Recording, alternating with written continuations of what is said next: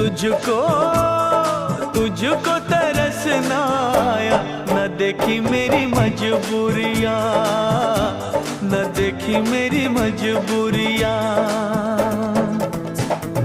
तूने दिल के रकीबों संग मेरे ओ दिल पे चलाई छुरियाँ, ओ दिल पे चलाई छुरियाँ।